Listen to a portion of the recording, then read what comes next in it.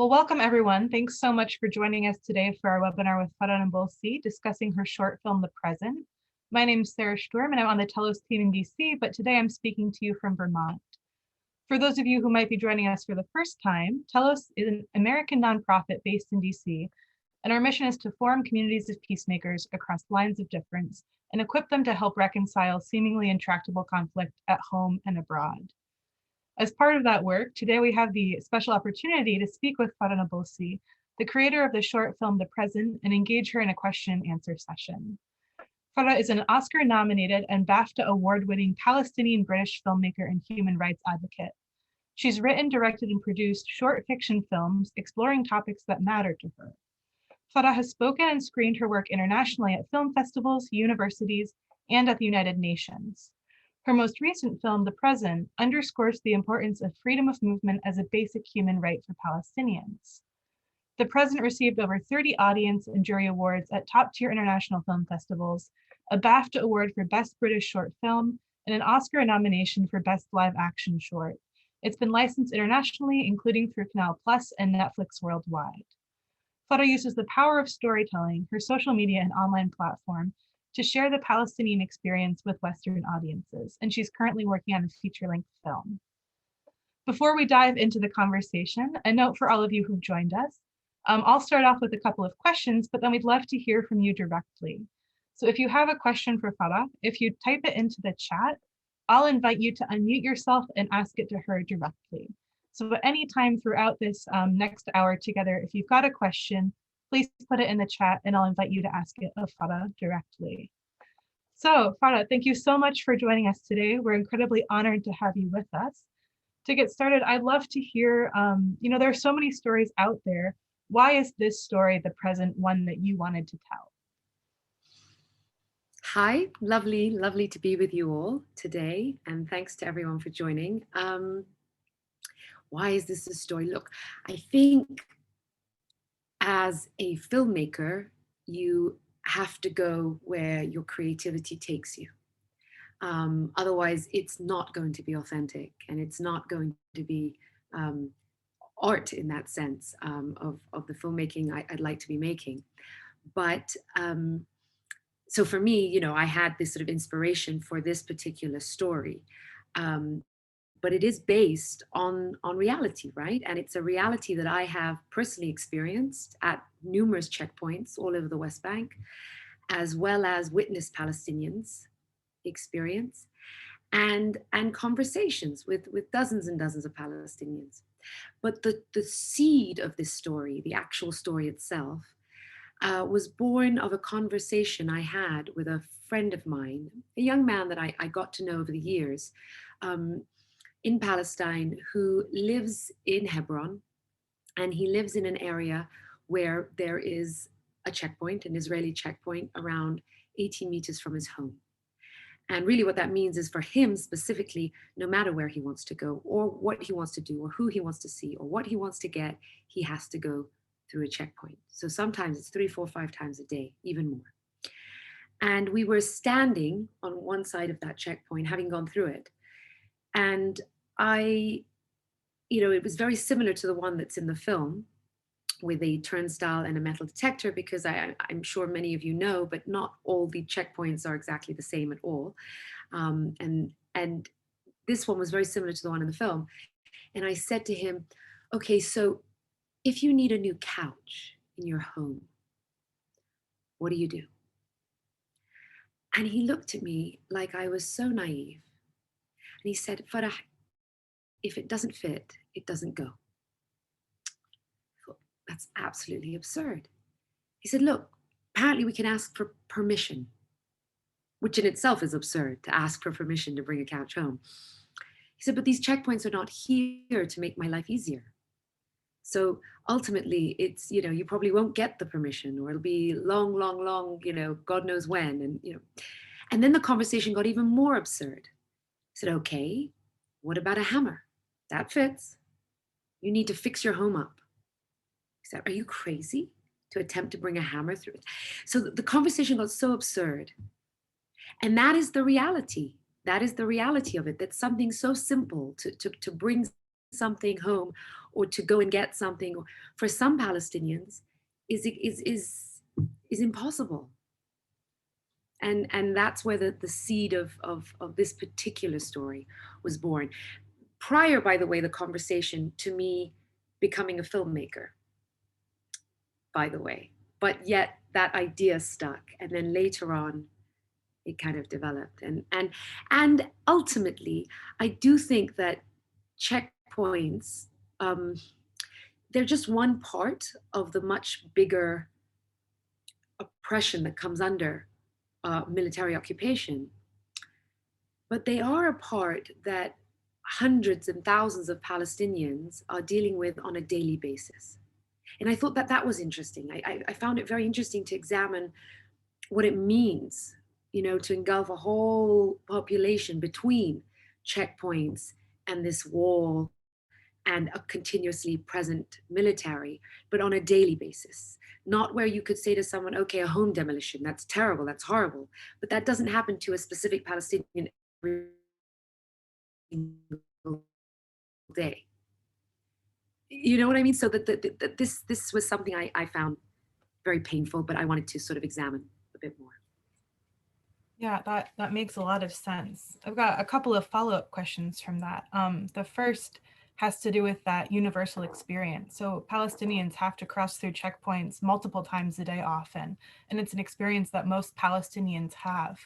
How do you take all of those different experiences and put it in, so we see him cross through and then back, in two examples, especially for audiences who might not know that this is a daily reality and who feel like the absurdity you pointed out about the fridge doesn't fit through the checkpoint, who don't know that this is a story that is in some ways very, very real, even if it's a fictionalized version of events. How do you translate that universal experience into one particular moment? How do you choose what to include and what to leave out? I mean, for me, look, the reality of these checkpoints is far, far worse or more severe than what was in the present, to be really honest. Um, and yes, that was a choice. I wanted to have a very simple story. Yes, it could have been a film about, the women who have been held up at these checkpoints, pregnant, who have given birth at these checkpoints. It could have been a much more gory film, and the Palestinians, the true stories of Palestinians who've been killed at these checkpoints, who couldn't make it to a hospital, couldn't make it to a clinic in time. Palestinians being kept out in the burning sun, in the pouring rain. We could have, it could have been worse and worse and worse. But I wanted it to be as simple as something just doesn't fit, because of the absurdity of it. And because of this idea that he's just going to buy an object like a fridge, and deliberately a fridge, very much so, because that's very symbolic to me. It's sustenance. And if a man, or if a parent, if a human being cannot provide sustenance, and what preserves the freshness of their food and sustenance us ultimately to their family, then what kind of situation are we in? So the fridge itself was also something I chose because it's the universal understanding of what it means to put food on the table, no matter where you are in the world and who you are. So it was taking something that anyone could relate to, the idea of, oh, I'm going to go buy a gift. So I felt, keep it simple. Keep it simple. I don't need to add the complications and the extra elements that do take place in reality. But ultimately, the story didn't need to be overly dynamic. You just had to place it in this landscape that is so perverse and so cruel and absurd, and that was it. And zoom in. I mean, a father and his daughter. Again, they're very reflective of hundreds and thousands, millions of Palestinians. But again, it's storytelling, the art of storytelling, where people can engage and relate. And I don't know if I answered the question, but No, you did. And I think you tell this story very effectively and very powerfully. And Karen put in the chat that she loved it and it was a very powerful story for her as well. When you're thinking about creating a short film for an audience where it's now on Netflix, which is fantastic. It's got pretty much global reach. How do you target your audience for the films you make, thinking about how it's going to land and how different people hear and react to what has been depicted? I think that uh, I naturally create with Western audiences in mind. And in many ways, that's because of, my own personal background. Born, raised, educated in the UK. I've always had one foot in the sort of Western world and one foot in the Arab world, in my Palestinian roots. And but I think in English. I write in English. I've been much more exposed to Western art, Western, I say Western, but sort of, um, I'm much more familiar with, yes, Western creators and books and films. And so I just naturally gravitate towards that and create in that way. And at the same time, I'm happy for that because I feel that my films, I'd like them to resonate with Western audiences. It's not to say that, Palestinian or Arab audiences or um, other audiences shouldn't, the film shouldn't resonate with them, but that's not who I say I target, but I naturally target, if you get my meaning. No, that makes sense. I just want to remind everyone before I ask another question that if you've got questions, please put them in the chat. We also really are appreciating seeing some of your reflections on what the film has meant to you. So Farah, you talked about this as a story that struck you before you were a filmmaker, and you're an activist and a filmmaker, but at heart, you're a storyteller. Why is film, and particularly short film, the medium that you're drawn to, and why is that how you've chosen to tell your stories and the stories of your people? Mm. Well, I am working on my first feature film, so we can't say that I'm only in the short No, world now. yes, But absolutely. yeah, but so I I truly believe that film is one of the most, if not the most, powerful means of meaningful human communication the world has ever known. And it has the power to transcend borders and tear down stereotypes and overcome misconceptions and misperceptions, and to humanize and to draw empathy, and to raise the global social conscience. I feel film can, of course, film can do the exact opposite as well, but we won't get into that. But I truly believe film can do all of that. And I personally, of course, wanted to express myself creatively as an individual, as a human in that sense. But I also wanted to give these human stories voice, and so ultimately I came to a conclusion. Put aside, I mean, I heard an art critic saying you cannot make art without a sense of identity, yet it is identity you seek in making art. Let's put that aside because I completely agree with that, and I think in many ways that's why I chose film. But let's put that aside.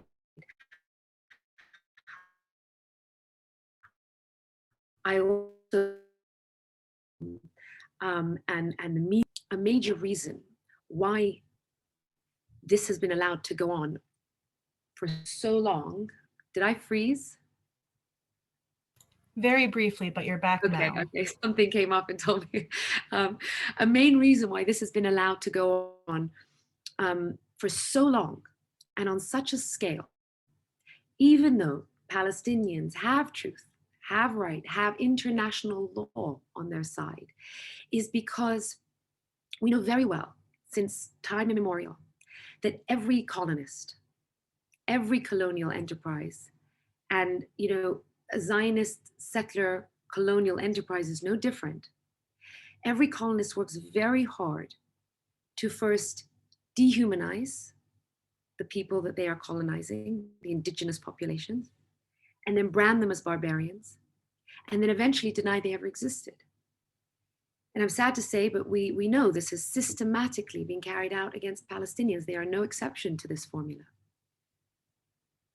So if we know that, then I truly believe the reason this has been allowed to go on for so long is because not enough people know about the reality of the Palestinians in their struggle.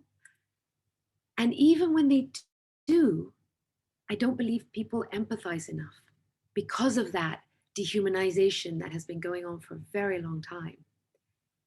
And so if you are to reverse that dehumanization, if you want people to truly understand and take action to bring that oppression to an end, then I believe you have to speak to their hearts in order to access their minds. And interestingly enough, since I know Gregory's on this call, I'm actually remembering something, which is we spoke once a few years back, and he mentioned a book to me called The Righteous Mind. And I read the book and actually very much confirmed, what I'm saying here today, actually, which is this idea that you can show people absolute factual proof that contradicts something they've repeatedly been told and made to believe. Mm-hmm. And even then they will stay entrenched in those beliefs. And even in the face of these truths and proofs that contradict it, there's a very deep inertia. But if you can bring people to empathize, if you can address them through their hearts on the same subjects, topics, and issues, it is empathy that ultimately changes people's mind or shifts them away from their original positions. And I think film is the ultimate medium to do that, certainly. It's an incredibly wise and well put answer. I think that empathy and emotional connection are so important, and why I was so happy to be able to share the present with my friends and family who watch Netflix and I don't think would have sought out a film like this otherwise, but because it was accessible to them, it opened up a conversation in a way that might not have been started otherwise. Wendy Croker in the chat has a really great question about the role of the daughter in the film. Wendy, if you're still on the call, I'd love to invite you to unmute yourself and ask Farah your question directly. Thanks, Sarah. Farah, oh, what an amazing story that you told and the way you told it. And one of the things that remained a question or a mystery to me at the end was the role of the daughter.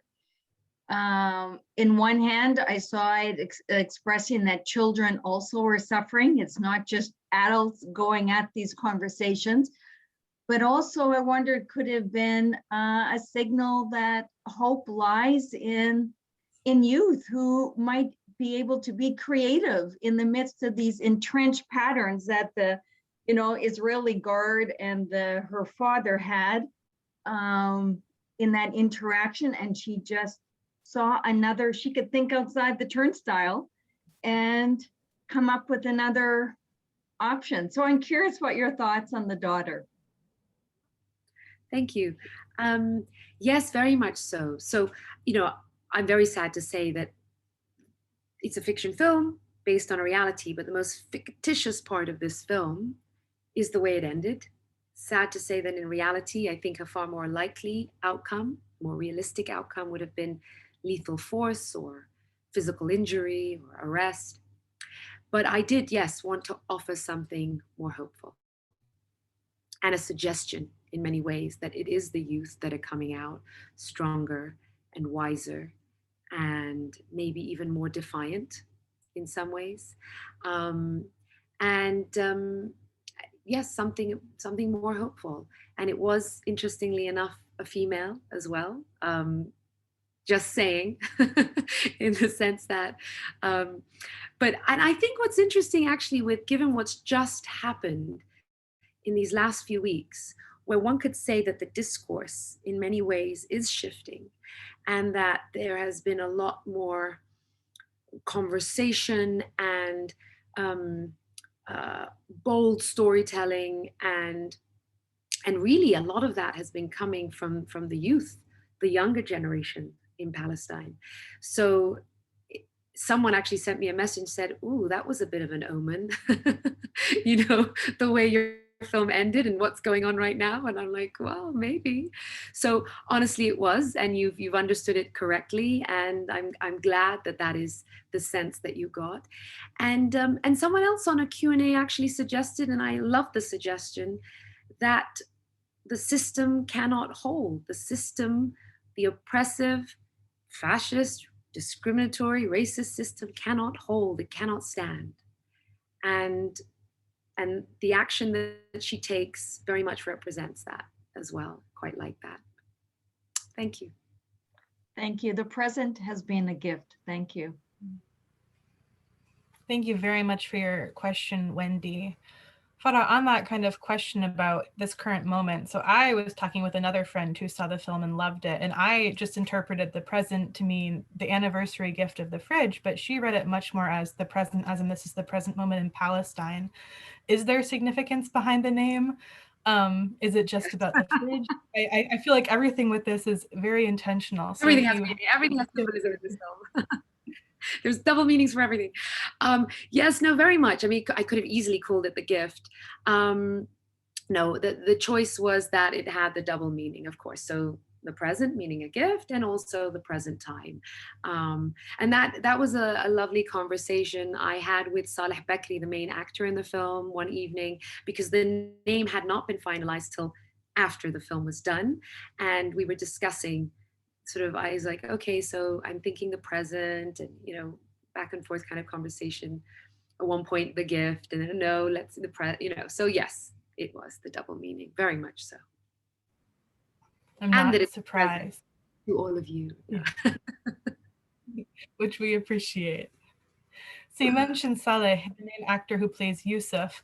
When we were talking, setting up this call, I'd love to ask you to share some of what you were saying then about the experience of a Palestinian actor who's a citizen of Israel doing this film, presenting the story of someone who lives in the West Bank. I know I can't ask you to speak for him, but if you can share anything that you learned from him or your conversations about how this works, I think that would be really interesting insight for all of us to understand as well.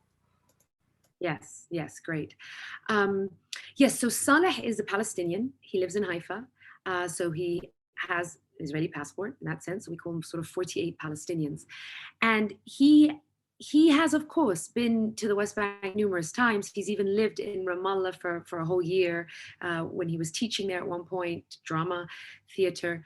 So he's been through, Israeli checkpoints numerous times. And yes, often maybe with his yellow license plate car, but even his identification indicates that he's a Palestinian Israeli in that sense. But he's experienced checkpoints, and he's experienced a lot of own life in Haifa happening, and what people perceived as coexistence, but actually no, was sort of a citizen hierarchy, and a lot of discrimination. Now for him, though, he had never been through checkpoint 300. So scene 2 of the film, where you see hundreds and thousands of Palestinians going through that very narrow checkpoint, that was a real checkpoint. That is an infamous checkpoint in Bethlehem. I'm sure some of you might have even visited it. And that's an infamous checkpoint. And I felt very strongly about filming there. And so that scene, you could say, was documentary, in the sense that the other checkpoint, the rest of the film, we constructed. But checkpoint 300 was a real struggle for Saleh. Now, it was a struggle for all of us, in the sense, part of the reason I wanted to make this film actually was also that checkpoint. And I've personally been through it and experienced it. And for him, though, he had never passed through a Palestinian checkpoint like that, with that kind of crowd during the early hours of the morning, in such a manner. And everybody else in that scene are real Palestinians going to work at 3, 4, 5 in the morning. So for him, that was a really painful scene for him. He felt like he was getting in the way. He felt foolish. He also felt very overwhelmed by it. It's a horrible experience. And for me to sort of say, Saleh, I need you to get into that crowd so I can film you for a film, it took its toll on him. But he very much, and he's a very seasoned actor, he's been in feature films that have done super well, that have won in Cannes, and the fact that he wanted to be in this short film,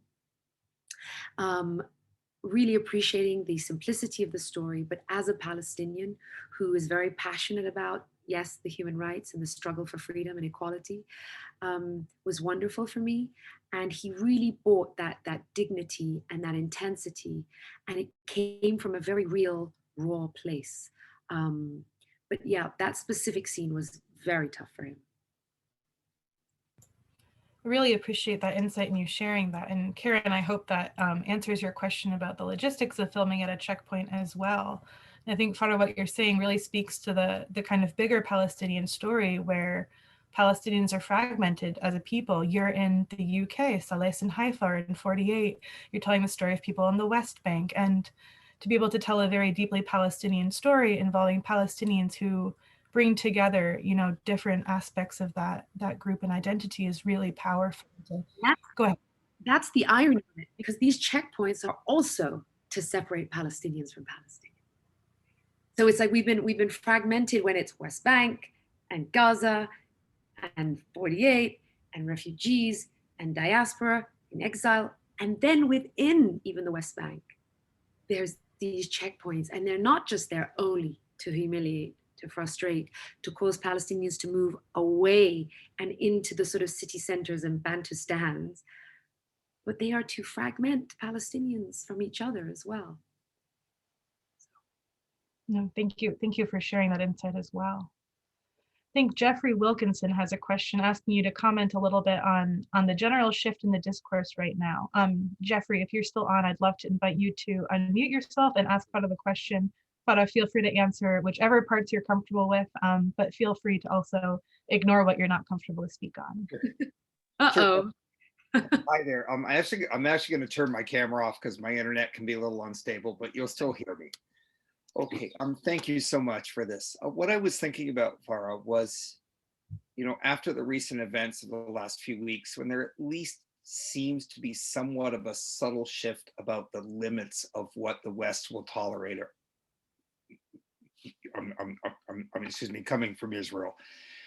Do you think that there is maybe a moment to have a conversation about things like checkpoints and the daily abuses that Palestinians experience, not within the usual discourse of security, where it, you know, is actually about human rights?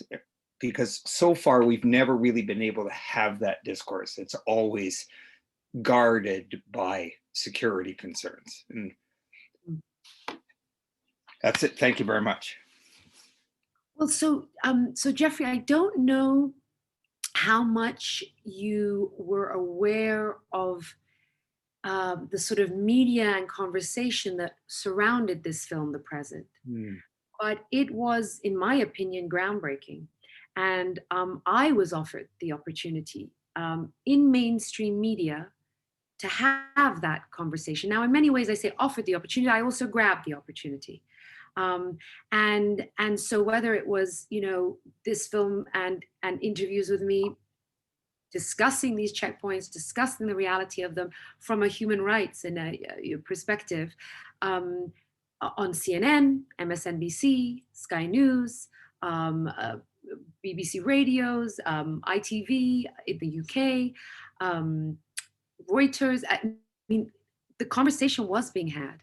And I addressed very clearly this sort of guise of security, because that always begs the question, and I very openly said it, security of who exactly are we talking about? Certainly not Palestinians.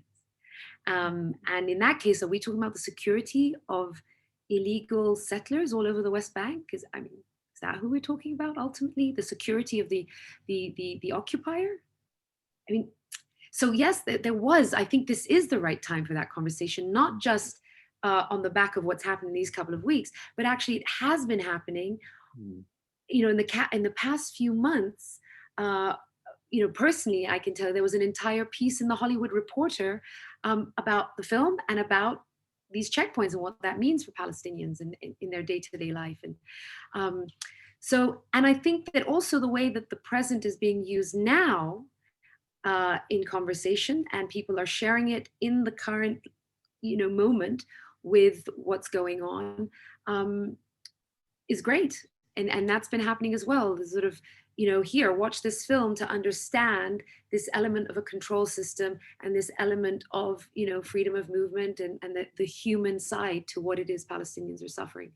So I always say it's just the tip of the iceberg. And my God, like there's so much more if we want to talk about the injustice and the oppression, all that, but it is happening, the conversation and the present and these checkpoints and what their real purpose is about and what that does on a human and human rights level is happening. And so I just encourage for it to be more even. That's awesome. Thank you very much for your film and for your comments. Thank you. Thanks for your question, Jeffrey. Farah, we also got a question from Candace. What streaming services The Present is right now on? I know it's on Netflix, but I know there are other ones as well. And you know better than I do where it's available at this moment. Yes, so Netflix worldwide. So if you're in the US, it's there. So just The Present, it should come up. But if you don't have Netflix, it should be on Vimeo on demand. I believe in the US. It is going to be on Amazon Prime in the US soon, but not quite yet. So in a couple of weeks, I think it'll be. And then it's on other things, but not in the US specifically, sort of Canal Plus, Telefonica in Japan, a German TV channel now, as of today, I've heard. But in the US, primarily Netflix worldwide, and I believe Vimeo on demand, Amazon Prime soon. So. Wonderful. Karen's got another question for you about storytelling. So Karen, if you'd like to unmute yourself, I'd invite you to ask your question. Hi, Farah. Thank you so much for your beautiful film. It was really powerful. But I'd love to hear more about your craft of telling a story. Obviously, your medium is film, but can you tell us how you develop your stories, who inspires you with telling stories? So storytelling, tell us about that craft. So it's funny because my background is nothing to do with film. I didn't go to film school. I didn't really study film in any formal or informal manner, actually, and I didn't work in the industry for very long at all. It's only in recent years. But my sister, she said to me about a year ago, she said, Farah, anyone who knew you as a teenager knows you're exactly where you're supposed to be. And when she said that, I had a big smile on my face because I knew she was right. I've always been the storyteller since I was very, very young. Gather around, I'm going to tell you a story, kind of, and very animated in my storytelling. And I'd say that I've always loved film and I've always had a very vivid visual verbal imagination. So all the ingredients was there in that sense. Now, in terms of the present, let's go specifically to the present, because that is the story that has, really resonated with the world, if you like. And this feature film that I've now written that has, it's a drama thriller and it has a plot and all of that. I think that you start off with just a very basic premise. Story should start off very basic, and then you can decide to sort of layer on and layer off and weave in and weave out and expand and then contract and all of that. And that's how I work. So I start off with a premise. And that's what happened with The Present. It was literally man goes, gets fridge, comes back via checkpoint, can't get it through. That's it. That's the story, And then from there, you start to add the sort of the meat, and a bit of the fabric and all of that.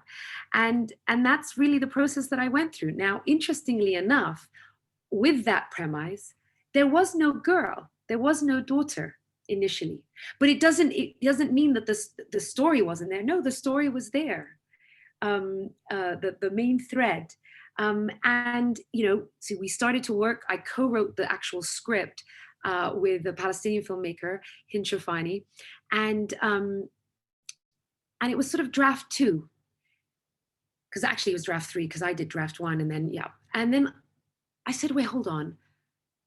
I've been at these checkpoints. They're not just for adults. I mean, children are at these checkpoints. And I've often even seen, children there watching their superhero fathers being, dehumanized and humiliated. And I said, no, we need to add his daughter.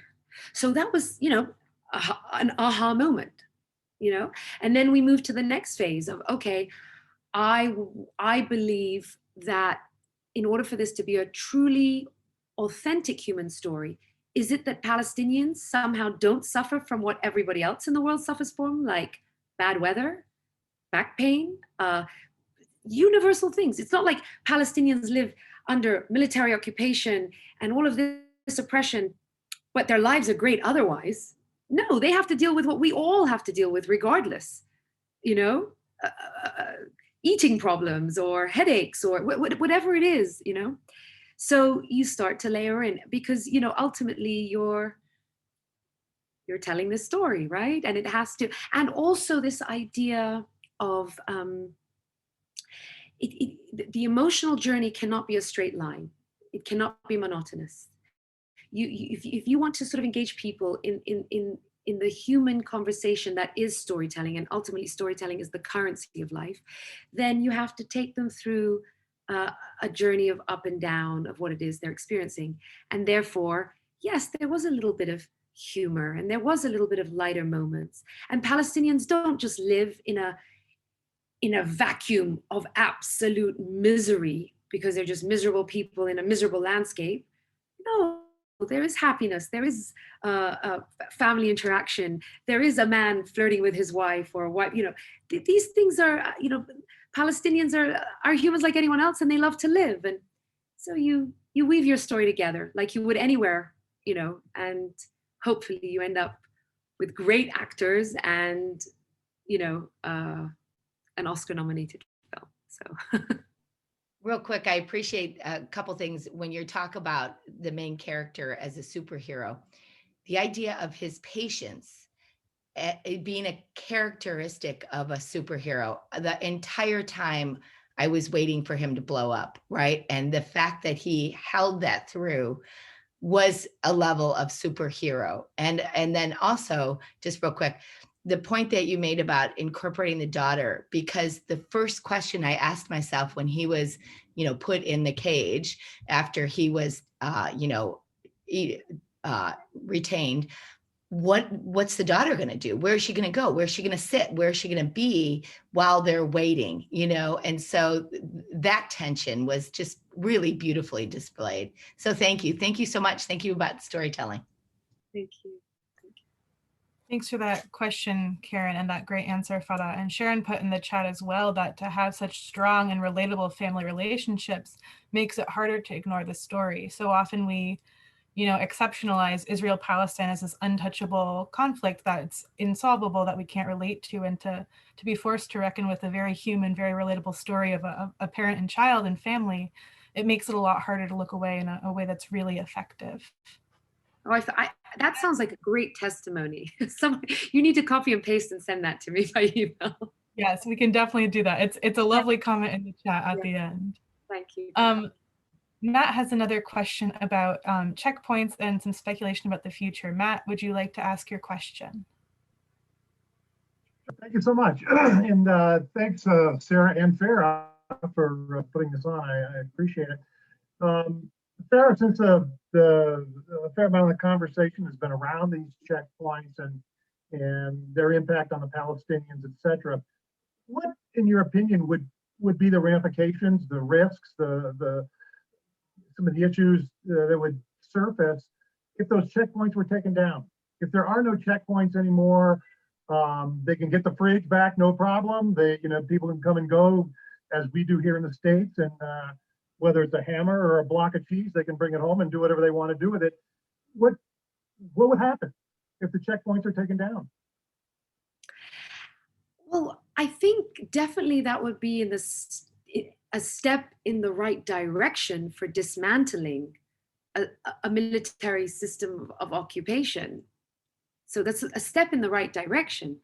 But ultimately, does it solve the bigger problem of an apartheid system that is developed, of military occupation? No. Does it solve the problem of illegal settlements being built and hundreds of thousands of settlers being there? It doesn't solve that. Now, are they a problem if we've solved everything else? Then no. You know, if we've all decided that everything is being dismantled, not just the checkpoints, then I think, you know, no, now we can talk about real, you know, peace and equality and an end to an oppressive system. If we're talking just the checkpoints, yes, that would be nice for Palestinians, just on a daily practical level, not to have to deal with them the way they have had to deal with them. And they suffer and are subjected to them. So that would be nice. But that's just one part of this much bigger system. So the dismantling of checkpoints would be great, but it wouldn't be enough. It wouldn't suddenly solve all problems for Palestinians, certainly not. It's like saying this ceasefire right now. Is our bar so low? Our moral and humanistic bar so low that a ceasefire is what sent everyone, let's say, home from protests, and there's been a 14-year blockade. And no one's raising a finger to end that. So, you know, we got to always be also very careful about, you know, where are we setting the bar on dismantling a system of oppression and apartheid and military occupation and. But I'd say it would be a great step in the right direction. And, you know, some would argue, well, hold on, won't that make things far less safe and secure for the hundreds of thousands of Israeli settlers all over the West Bank? I don't know. Would it? I don't know.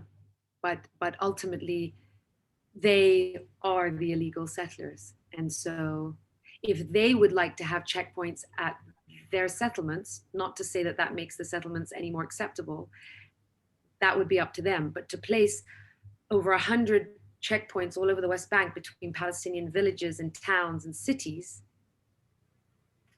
that certainly doesn't make any sense. And I think if they were dismantled, that would be nicer for Palestinians. I think that was a really subtle, important piece in the film too, Farah, when you see the car of settlers that go through and are waved through without being stopped, and you see the Palestinians standing in line for people who haven't experienced checkpoints firsthand or who have only ever crossed in a vehicle with other Americans or Israelis. You know, even if you were to walk through, even when I've walked through checkpoint 300, it'll never be the same experience as for Palestinians, because I am treated differently because I'm very obviously not Palestinian. I think that's a piece that comes through in this film that I hope people will also talk with their friends and families about, in that checkpoints really are only for Palestinians, Israeli settlers in the West Bank, Americans, international visitors. Yes, they have to go through them, but they're never going to be subjected to them in the same way. And that's a powerful piece that I took out of your film and wanted to mention as well. Yes. Sorry, did you want to respond? No, I was agreeing. Thank you. Yeah. Both Ola and Maurice are asking questions related to how we get more people to see this. For Ola, Congress, Senate, President Biden and Vice President Harris in the United States, even some liberal Jewish synagogues. How do we help others or encourage others to see this film beyond just our friends and family? But I think that's exactly it, though. When you go to friends and families, there's a knock-on effect, and it spreads. And it's interesting you mentioned, because there is a screening, a congressional screening that's happening that I'm speaking at. Congressman Andre Carson is coming up. Congress people have also seen the film and tweeted about it and things like that. Interestingly enough, I don't know who of you might have seen this or heard about it, but the former director of the CIA, John Brennan, I'm not a fan of, to be really honest, but he did write an opinion piece, and it was published in the New York Times. It was online and in print, and in print it was an entire page. And the title was, "Why Joe Biden Must Watch This Palestinian Movie." And he was talking about the present. So there's, an example of it. And then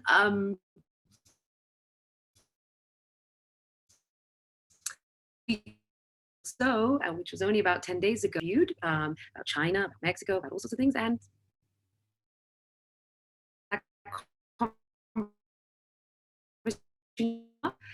about and he mentioned, I doubt he would be able to name Palestinians, who were killed in Gaza, let's say, this past 2 weeks.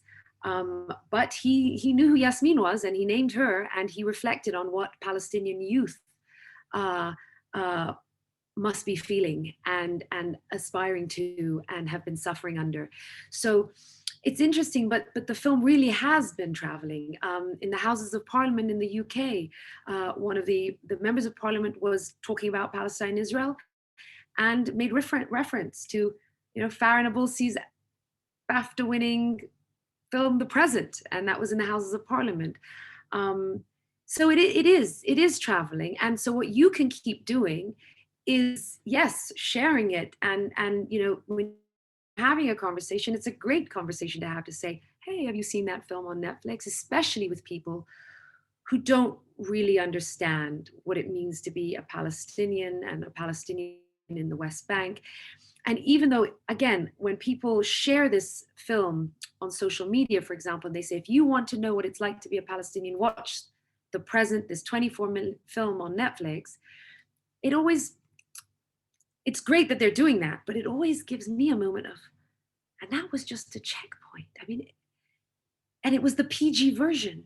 And I keep thinking, my God, what if they knew about everything?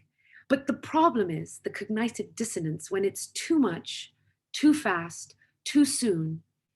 The oppression, the overwhelming colossal injustice becomes so much, too much to bear even. And this is the scary part, in the sense that, my God, if just a checkpoint is being used as the example of a Palestinian's life, what about the home demolitions? What about the child prisoners? What about the military detention? What about the two different judicial systems? What about the refugees? What about the people who are being separated from families and lands and things because of the wall? What about the economic strangulation or the access to water? What about the blockade of Gaza? What about the racism and discrimination within 48? And it just goes on and on and on, which, by the way, I mean, anyone who hasn't or isn't familiar with this platform that I built, oceansofinjustice.com, I welcome you to it. It's got the name of the first film I made, and it deconstructs the injustice in the occupation. So that's also a source, by the way, of people understanding a bit better what's going on beyond the checkpoints. There's just one section that says checkpoints, and there's around 24 other sections. So, yeah. I hope everyone takes the opportunity after this to go visit oceansofinjustice.com and to keep educating themselves about the other facets that you mentioned, and pushing their networks to use the present as a starting point for the conversation, rather than a kind of one and done, end all be all. Yes, that's exactly what I meant. Perfect. You named it exactly. Let's use that as a starting point, an entry point, but let's keep going with understanding. Yeah. Well, we are almost out of time, Farah. So I just want to ask, is there anything else that you would like to say that we haven't asked or hasn't come up yet before we end our time together? No.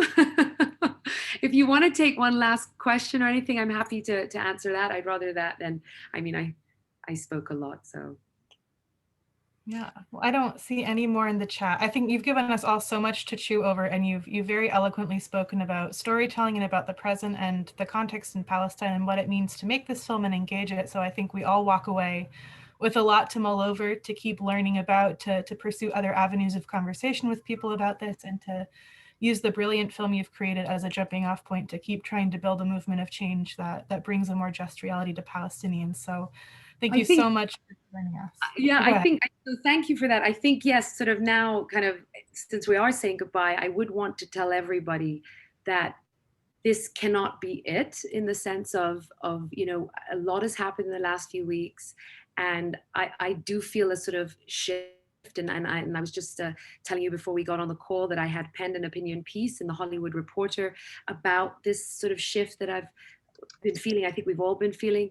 And I do feel, you know, as the expression goes, when the iron is hot, now is the time to pound, pound, pound. And I think it's really important that we you know, and I mentioned this earlier, ceasefire, let's not set our bar so low that that's where, you know, we kind of go quiet. I think it's really important to keep the conversation going, the action going, the activism going, the pressures, the letters, the whatever it is. We have to get to a point where we have mass movement that doesn't stop every time, as they say, peace has been, you know, because we know that that's not peace. It just means non-violence for one side and the other is still on the receiving end of the violence. So yeah, that's what I would say. Keep going. Yeah. Gotta keep Very true. And if you all are looking for more ways to keep going, Telos has a number of upcoming events. We're going to keep digging into some of the different issues that Farah mentioned that underlie the recent escalations and are some of the deep issues we have to work on to address in order to bring justice for Palestinians. So if you go check out our website or register for our newsletter, you'll be able to be informed on upcoming events, more movie screenings, other webinars. Our next one that I'd love to see you all join us on is on June 1st. It's Jerusalem Evictions, Tracing the Roots of Escalation. So we're gonna keep unpacking and collectively learning more about the contextual reality, diving into some other people's stories like the one that Farah presented today, and look forward to having you all continue doing this work with us. So one more time, Farah, thank you so much for joining us. I've really enjoyed this conversation. People are putting in the chat that they've really enjoyed it as well. So we're very grateful for the time you've spent with us today. Thank you. Thank you to all of you. Bye. Take care. You too.